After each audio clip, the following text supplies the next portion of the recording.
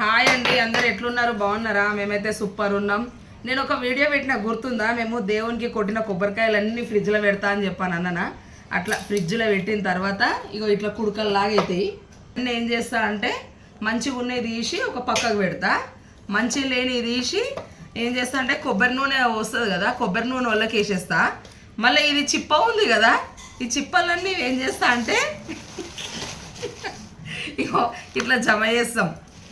మేము చెట్ల కిందికి అట్లా ఎక్కడన్నా పోతాం కదా, అప్పుడు ఇవి తీసుకొని పోయి కట్టెలు తెచ్చుకునే కంటే గమ్ముని ఇవి తీసుకొని పోతే వండుకోనికి వస్తాయి కదా, మంచిగా మండుతుంది పొయ్యి కూడా. అట్లా చేస్తాం మేము. ఇప్పుడు ఇవన్నీ కొబ్బరిలో ఏం చేస్తా అంటే గర్జలో ఎప్పుడన్నా కూరగాయలలో వేసుకోవడానికో దేనికైనా యూజ్ అవుతాయి ఇవన్నీ.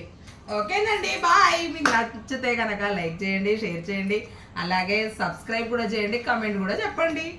బాయ్.